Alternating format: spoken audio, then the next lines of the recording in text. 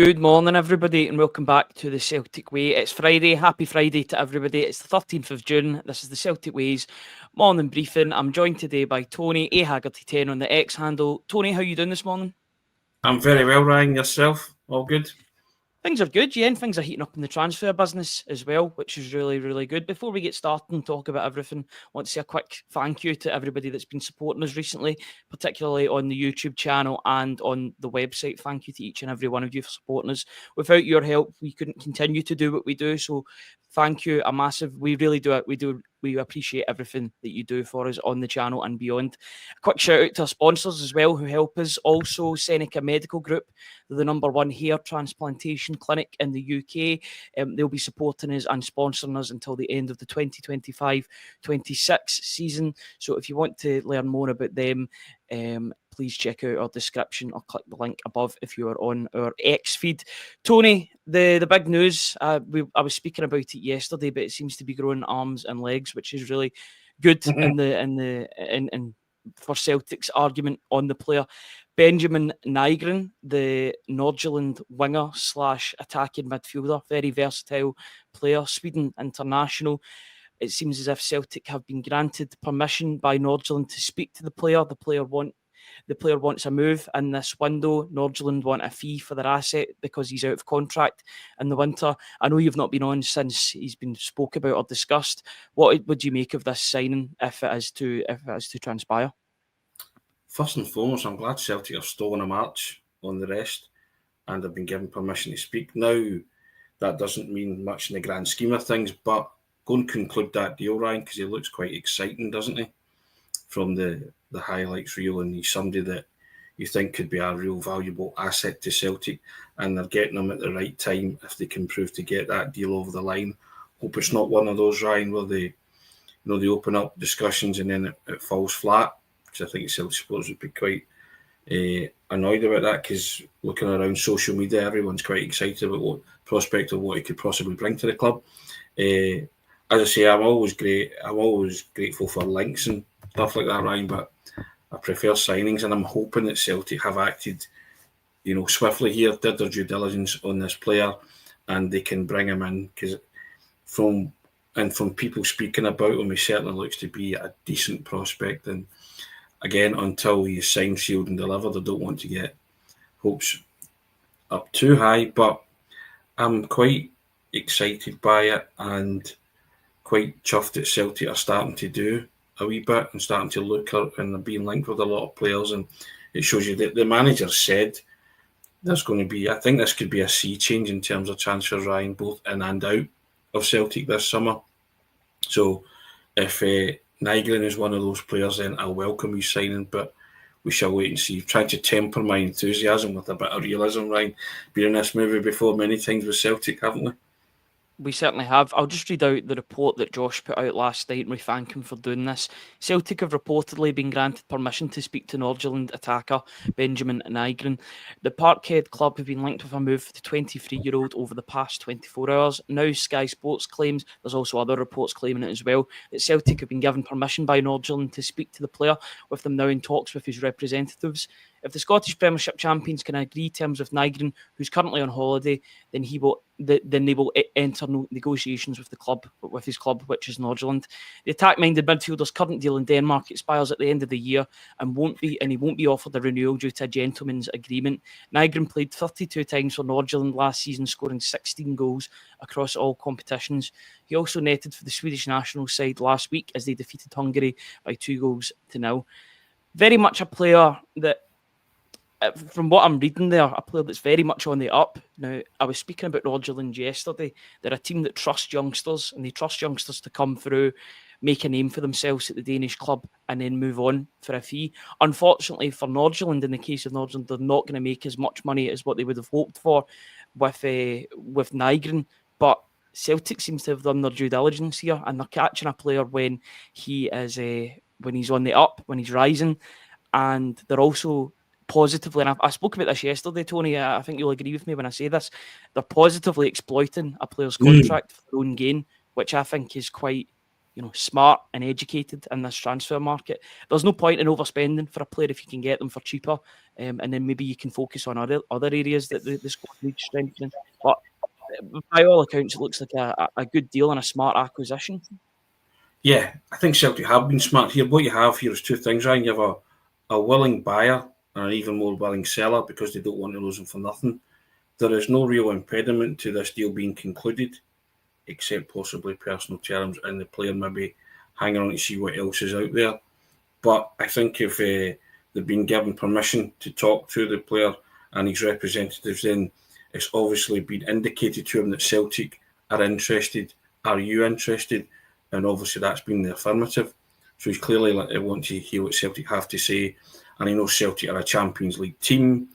And that I've said to you before, those kind of players in that bracket, Ryan, the young ones that are eager and keen to play at that top level straight away, will see Celtic as a wonderful club to do that and to enhance their career.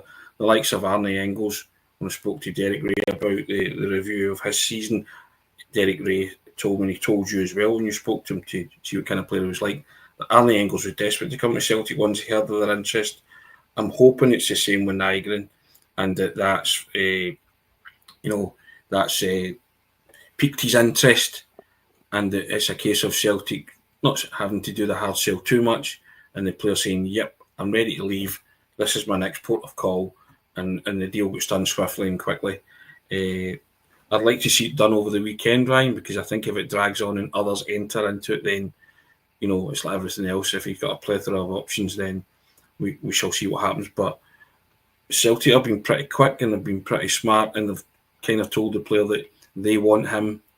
So if he feels that and he feels a good connection with Celtic once he's spoken to them, and if all the reports turn out to be true, then hopefully Celtic can persuade him to come to Glasgow and continue his football education in Scotland and also play at the highest level. Yeah, a really exciting player by all accounts. There was a video that I posted last night of his highlights clips, and I was careful to do just highlights of the past season because people want, you understand that people want the most recent highlights, good or bad, from a player. It just so happens that he's had a very much informed season for Nordsjælland, scoring goals from everywhere, here, there, and everywhere, on the wing, through the middle. He's a very versatile young player, but he's not too young, if you get me. He's not like 19, 20 years old. He's not a project, that's for sure. If a 23-year-old Sweden international comes to Celtic, you would be expecting him to immediately come into the first team and fight for a place. It seems as if he's young enough that Celtic could make a profit down the line. I'm not trying to sell him straight away when he's not even joined the club, but he's a player that could potentially make Celtic money down the line. He's not too old or not too young. I think he's in the perfect age where he's mature enough, but he will get better under the management of an elite coach like Brendan Rodgers. The thing that struck me most, Ryan, is those statistics: 16 goals at 32 games. I mean, that's an incredible strike rate, regardless of what level or league you're playing in. That's excellent stuff, and I think Celtic need that as well, regardless of if he's favoured position in midfield. I mean, he fluctuates from being a winger to a midfielder, doesn't he? An attacking midfielder. I think that's what you want in an attacking midfielder, somebody that can score goals, and I'm really impressed with that. And obviously, I saw the highlights reel too, so a couple of cracking goals in there as well. So, I think it ticks every box, doesn't it, Ryan? In terms of a potential Celtic signing, go and make it happen. Is it? Yeah, absolutely. I think it ticks every single box.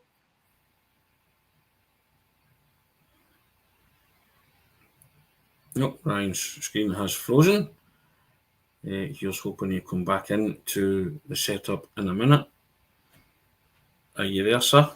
Yes, I'm here. I don't know what happened there. I think it must have cut off midway through. Maybe it was the point I was making. Maybe it wasn't a good enough point and my feed was refreshing. But yeah, I'm glad that Celtic are exploiting the Scandinavian market once again. They've had really good success in the past with Scandinavian players. You only need to look back even a couple of years, like Starfelt, Matt O'Reilly.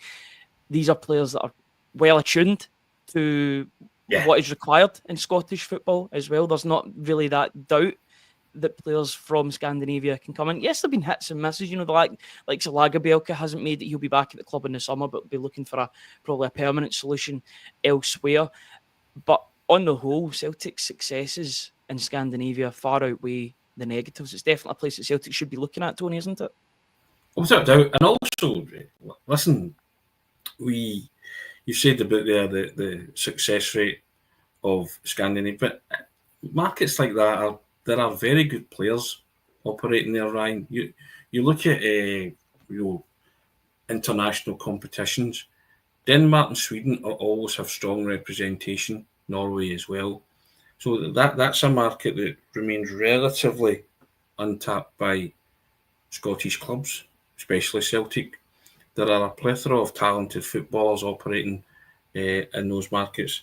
And I've said to you before that if you're going to go to like the top leagues, you are looking at clubs that are maybe fourth or fifth or qualifying for Europe and stuff like that in terms of the price bracket. But in terms of Scandinavia, you can go to these clubs that are at the top, that have in the Champions League qualifiers or finished champions, and offer decent amounts of money for their star players, and you'll be able to get them because they'll be well within your price range.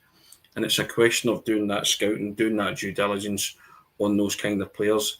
And so I think that's a wise move by Celtic to be all over Scandinavia, Sweden, Norway, Denmark, and see what's their talent wise. It's a huge talent pool, Ryan, and they've clearly did that with Nygren.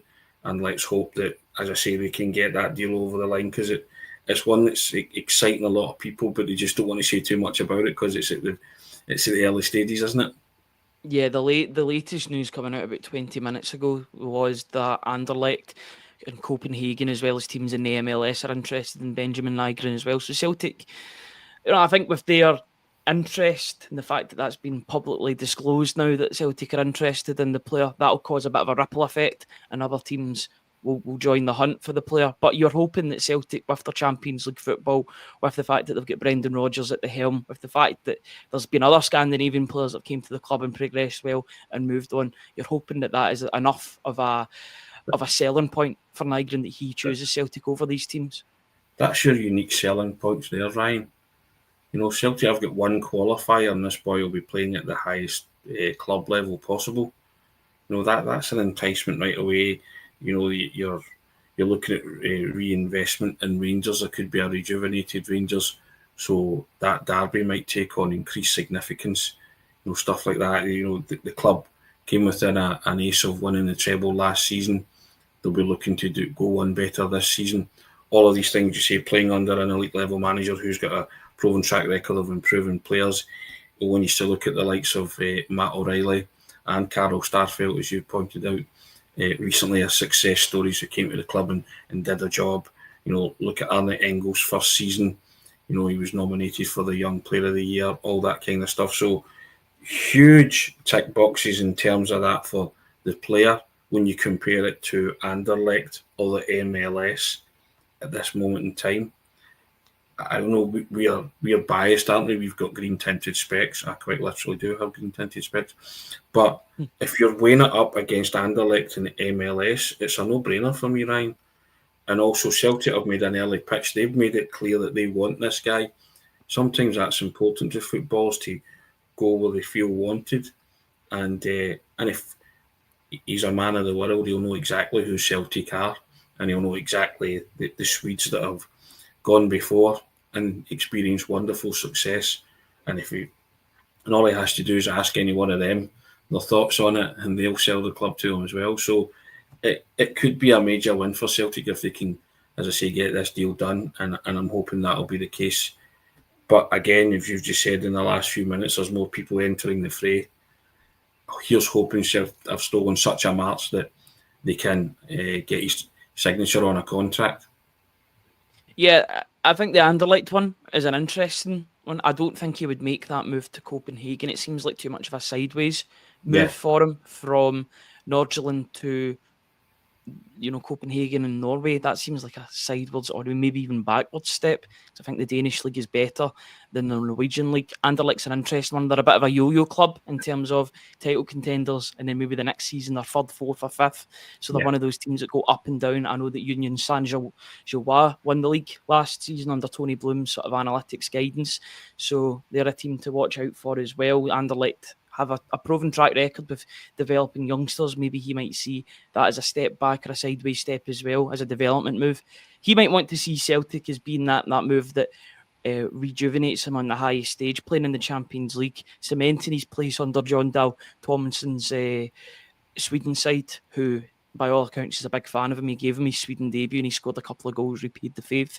From him, there's also been links to a name that I think we've mentioned every day this month so far, Michel-Ange Balikwisha, the Royal Antwerp, who also playing in Belgium. Who Nygren could be playing in Belgium, but Balikwisha's already playing there. Now, he posted on Instagram yesterday, and you can only read so much into things that come out on Instagram. I think the player knows what he's doing as well when he puts out something like this. It was a here we go again. I thought he was going to be singing a certain Celtic song with an hourglass in an airport, and I think it was a Belgian airport. I did do a wee sky scanner to see if there was any flights to Glasgow or London. There was a couple to London and one to, I think, Dublin as well. But he's certainly a player that Celtic are interested in. We know that they're interested in this player. They were last season. Seems to have proven his fitness. You're hoping that Celtic can get this one over the line as well, and then they'll have a rejuvenated attacking line. Yeah, I think one of the commenters just came in there. I think the early signs are good that Celtic are looking to try and conclude early business. But my thoughts on these matters are, Ryan, conclude it. Don't just try. Succeed. Remember the window that Ange Postecoglou had when all the players came in early and Celtic kind of hit the ground running, didn't they? I never really looked back and everybody said, oh, that's a sea change in the way they're going to do their business, and then they reverted to type ever since. But that proved that if you can get your business done early and get the players in, get them settled into a way of life, pre-season training, whatever, then you can get that camaraderie going straight away, and that's what I want, Ryan. I've said before, I don't want Celtic to leave any stone unturned, because the two most important games we'll play are those Champions League qualifiers. Yeah, Seamus Garlick and the Creek. You have to. The more I hear them linked with players, it worries me. In terms of I get that there has to be interest and that has to be written about, but I'd rather just in quick bosh get the job done. And Balikwisha is one who, like yourself, I think we've been watching that one developing over the past year, haven't we? And he's clearly somebody that it's on Celtic's radar.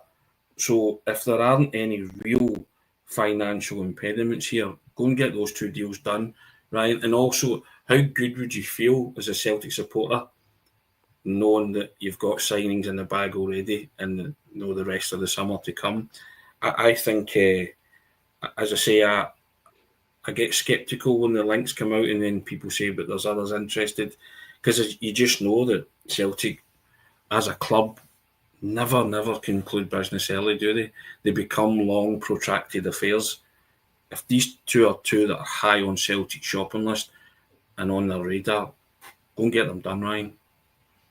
Yeah, as much as they've got previous for being late to the party in terms of transfers, I'm willing to give them the benefit of the doubt on this due to the fact that there's so many links to the club already. I can't remember the last time there was so many links to different players at this point of the window in June. The fact that I think Paul Tisdale's now got his feet firmly under the table. He knows how Celtic work. He was there on a bit of a consultancy basis last season, helping Brendan Rodgers, because there was a bit of a there was an in-between between Mark Lawwell and Paul Tisdale coming to the club, so he came in to sort of steady the ship. Now he's there on a full-time basis.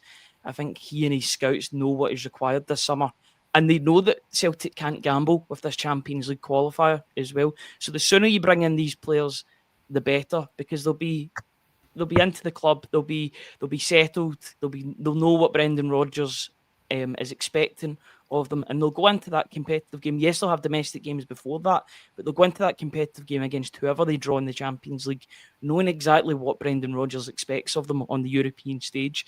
And they make themselves a bit of a bogey team for any opposition that might draw Celtic in the Champions League qualifiers. That's my main aim. I've spoke about it numerous times on this podcast or this morning briefing.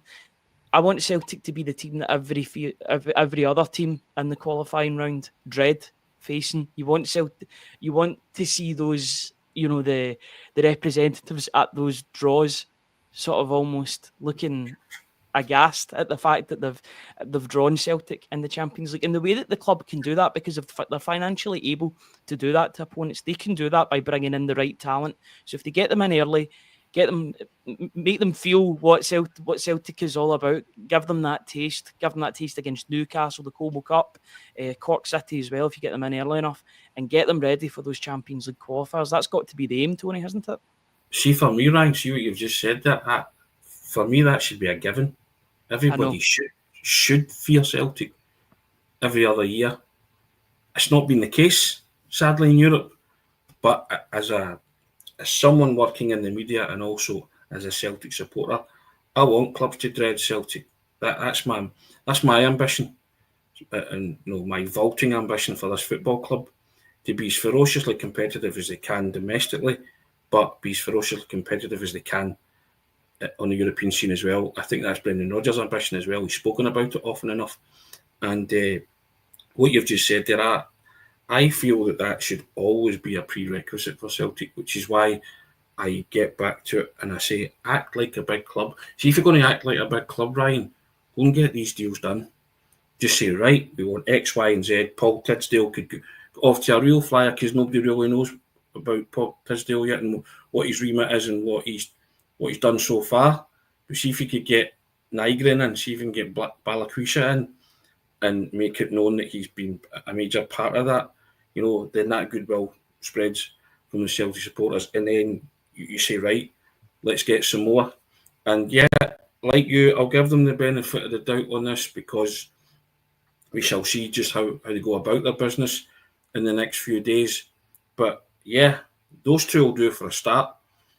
I'm greedy, Ryan. I still want more. We always want more. I'm not naive enough to think that we won't lose one or two either in this window. So I'm preparing myself for that. But you have to prepare yourself as best you can for these Champions League qualifiers. I want Celtic to be sitting there and just nodding sagely about any team they draw in that qualifier, because they've got every building block in place and ready to hit the ground running. And I'm not saying they'll breeze through these qualifiers. I'd love them to, but I'd love them to put themselves in a position where the qualifiers ain't going to present such a huge hurdle as it has done in the past. Yeah, Kieran Tierney on a free contract returning from Arsenal. Ross Doohan's all but signed. He'll be joining back from Aberdeen on a free transfer. You had Callum Osmond, who by all accounts his medical's been completed. We're just waiting for the official confirmation that he's a Celtic player. And then if you were to add Nygren and Balikwisha, in the early stages of the transfer window, that's 5 signings. You can't ask for more proactiveness than what you're getting from the club there. Yes, people can argue, it's free transfers, Celtic aren't spending that much on these players.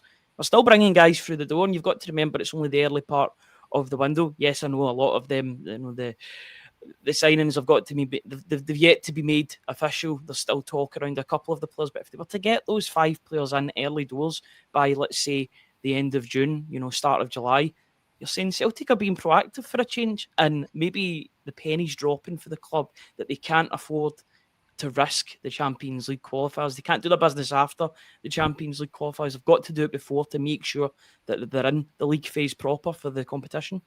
Yeah, can't be reactive, Ryan. We've seen reactive transfer windows before. It's all we've known with Celtic, to be honest with you, if we're being blunt. Yeah. And we always use that example, don't we, near Beaton at centre-half for Champions League qualifiers.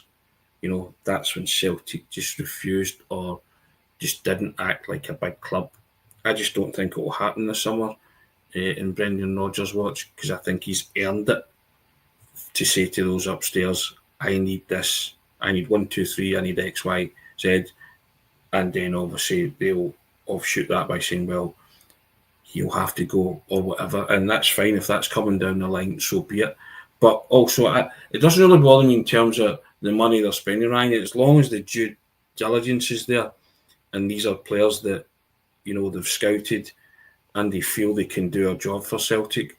You can spend a fortune on players and it doesn't happen. There's Blundering Nugget coming in. We don't need to expect this guy is quality. Don't know if he's quality, Ryan. He looks quality. Again, I'll make judgment when I see someone in the flesh. And again, we shall make a judgment if and when they do sign for Celtic. That's fine. All these highlights reel, great. Everybody has a highlights reel. Even Raphael had a highlights reel, didn't he? Stuff like that. So that's fine. We get all that. But I'm glad that Celtic are responding in a proactive way. Lots of links and lots of decent links. I now want them to take it a stage further and get these guys in the door and let everybody prepare as quickly as they can for what lies ahead. Because as I say, the Champions League qualifiers are paramount. You cannot risk anything or leave anything to chance with those two, with both legs of those qualifiers, because it is, and as we said the other day, for me it's season defining. It's always season defining, Ryan. How will you feel if you're in the group stage to get, the Champions League phase again? You'll be up in the clouds, and then conversely, you'll be really deflated if you get knocked out at that stage. I know you'll get into the Europa League, but you'll just feel a sense of something that got away. Don't let it get away. Arm yourself, prepare yourself properly, and go in and make those qualifiers as easy as you can for yourself, and then go into that Champions League phase, as you say, with the chest puffed out and people saying you don't want to be drawn Celtic. That's my wish all the time, Ryan. People saying don't want Celtic. Act like a Champions League team, and you'll be in the Champions League, because you speculate to accumulate when it comes to signings. Tony, I'll open the floor to you, while I'll open the floor to the viewers as well in the comments for the last 5-6 minutes. If you post your questions into the comment section, we'll try and get through as many as we can. Thought we'd do a wee quick Q&A before the end of the morning briefing. Tony, I'm going to open the floor to you in the second part of this headline. Where else must Celtic strengthen? Because it looks as if they've got the goalkeeping position sorted. They're on the lookout for left backs. Where else? They've got wingers that they're looking at too. Where else does the club need to strengthen? Do you see that midfield area as being a key area to strengthen for Celtic, or do you think it's all over the pitch? Spine of the team, central defender, central midfielder, centre forward. I still maintain that Celtic need 3 players in those positions. A rugged defender, somebody who can play alongside Cameron Carter-Vickers, left-sided centre-back preferably. That's my wish. But somebody who's tall, with a physical presence, frightens the opposition. And I'm old-fashioned, Ryan, that way. We talk about playing it out from the back and all that. I want my defenders to defend, right? First and foremost. I've said this before, when it's in the air, go and win the ball in the air. See when it's on the deck, clear it. We work in finesse and style later on. And I know, that for me is just, you master the basic requirements and the art. Defending is an art, right? It's an art form. And then everything else comes if you can do that, for me personally. And go and find that left-sided centre-back. Probably one's kicking around Scandinavia, you might find at this moment in time. Again, a ball-winning midfielder, someone with a bit of steel, a physical presence. Lots of people are saying about Lennon Miller as well, to see that midfielder. But listen, I want as many good players in my team as possible. If Lennon Miller is someone who's Celtic, or is a person of interest to Celtic, then go and conclude that as well. Because you're getting one shot at Lennon Miller, I think, Ryan, and it's this summer. If he doesn't go to Celtic this summer, then it's another John McGinn, I believe, for me, because he'll just go. And I was allowing for the opposition the other day in terms of Lennon Miller. Liechtenstein, he looked very, very good. People starting to rave about him. I sent a thing to Josh the other day. You said I'd kept the receipt. I did keep the receipt. I wrote about him in March 2024. So that's how long I've been banging on about this player. You know what I mean? Last 15, 16 months. So he's been well on Celtic's radar. If he remains on Celtic's radar, then go and conclude that. And a centre forward, Ryan. That's, for me, we still need a centre forward to challenge Ida. There you go. Yeah, we got a lot of responses on where people have been in the comments section saying where they want improvements made or where they think that improvements need to be made. MT Celts, Big Rab B says a proper number 6. I completely agree with that. I think that position not so much has been neglected, but I think Callum McGregor's been shoehorned into that role. He stayed there. I think he could still potentially play further forward, especially in Europe. And you get a proper number 6 that just defends, that just keeps or protects that back four and makes sure they're only in the team. They're only called upon due to necessity. I agree with you what you're saying in terms of a defender that defends first, though I think that the ball playing element is important for a team like Celtic, particularly domestically, where they have to build out from the back. I'm not decrying that element, Ryan, because I know every Celtic defender that the manager signs, he wants them to do that. But, I think that can be worked on. That's something that you can pick up. And also, Celtic dominate the ball anyway in Scotland. So you'll be, you want somebody to be comfortable enough on the ball, but defend first and foremost. You look at that goal they lost against Bayern Munich. You can defend that, right? I know.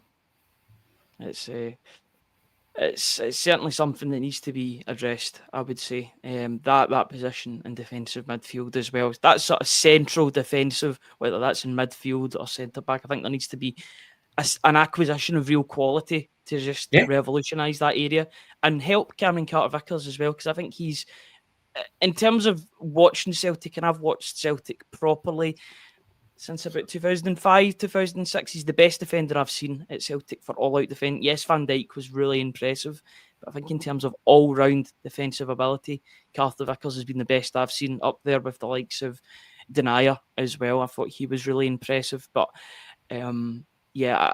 I think that Carter-Vickers has been an absolute revelation, a great signing considering he was a last-minute loan from Tottenham Hotspur in 2021. But I think he needs somebody next to him. I just want to bring up this question from Hazel before we finish off. Do you agree that a striker is a must this window? We can't go into Europe without this player. I'm guessing she means a top-level striker. I'm going to rejig that ever so slightly, because Celtic have got strikers just now, and Adam Ida and Daisen Maeda, who's been used in that position from time to time. Do you think that Celtic need a striker that can connect the play? That's that sort of striker that can maybe get assists as well as goals. You've got the physical presence in Ida, though there are question marks on if he uses his physicality enough.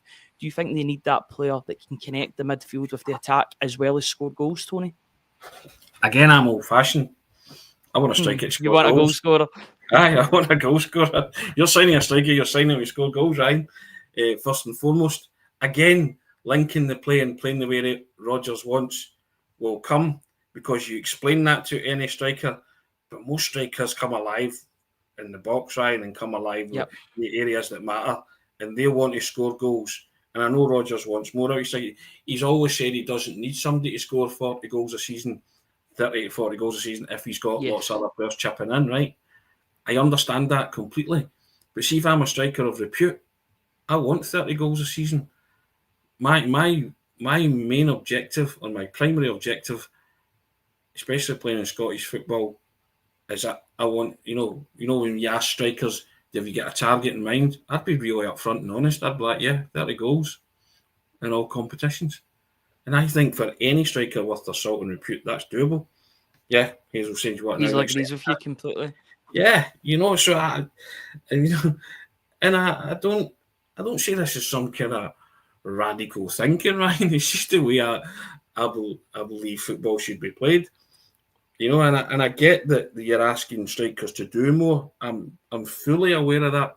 But see, if you're a good striker and you can score goals, you can also assist. You can also hold the ball up. That's part of your armoury, holding the ball up, running channels, playing guys in.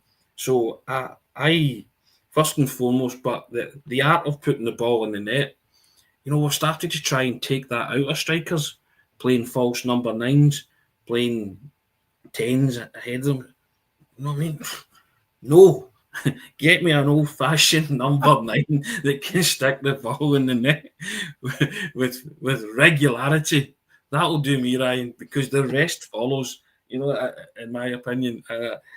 And you can coach strikers these things, but I want somebody whose sole purpose as a striker is they'll do anything to stick the ball in the back of the net. Yeah, you'll be calling for 4-4-2 in a minute, Tony. That was that sort of rant that I heard coming from you there. The It was only beginning to formation that works in football, according to my father, when it's done properly. I like a 4-3-3 as well, especially when you've got the wingers that can be wide attackers as well. I think it's worked for Celtic. 4-2-3-1 as well. There was somebody in the comments asking if Celtic could revert to that to accommodate Kieran Tierney as a traditional left back, so 4-2-3-1. I think they play a variation of the two, to be honest. I think there's a bit of a hybrid between the 4-2-3-1, 4-3-3. They're very similar because you've got those three, you get the attacking midfielder. Although Celtic don't really play with an attacking midfielder as much. They've got 2 8s and a number 6 in Callum McGregor, and they've got Engels and Hatate that kind of roam about and they interchange. But I think the team's flexible enough that they can make these formational changes if required. Tony, is there anything else that you want to discuss before we head off this morning? It's been a really good conversation about what Celtic need and what Celtic are identifying.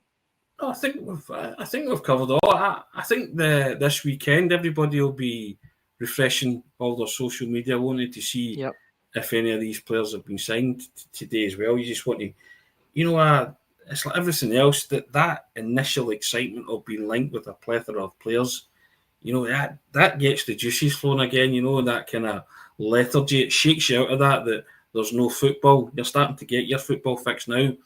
And as you said that, rather than being reactive, be a bit proactive, but be as proactive as it gets and sign a couple of players and everybody will feel better for it, and the players that they're certainly linked with and, that could be close to signing on the dotted line, you don't want to say too much, but they're giving you that buzz back, aren't they? That anticipation, that adrenaline rush. And if they could get a couple of them over the door over the weekend, I'd be really happy with that, right? Yeah, I think we'll all look forward to the Queen's Park friendly by the time it comes around, although I think that'll be largely a B-team squad and some first-team players, but maybe the game against Cork could be the first time you see new signings. There'll be the countdown to see Kieran Tierney.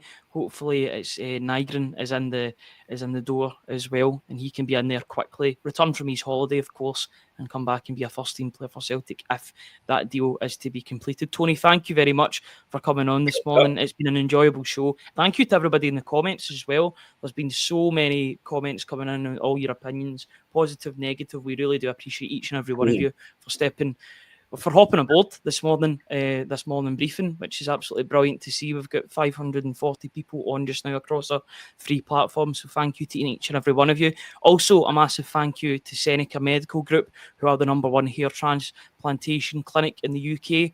If you want to check them out, the links are in the description. We thank them for sponsoring us until the end of the 2025-26 season. Can't do it without them. Can't do it without you guys' support. If you enjoy what we did today, on this show, please press that subscribe button on YouTube. Completely free. You'll be notified when we go live with our next videos, whether that's speaking to experts about incoming players. More on that maybe in the next week or so. Morning briefings, analysis videos as well. So if you want that all for free, hit that subscribe button and you'll be notified. Tony, thank you very much for joining me today. I really do appreciate it. We'll be back on Monday to discuss what has hopefully been a very busy weekend for Celtic and the transfer window. Until then, guys, enjoy your Friday and have a very lovely weekend. See you later.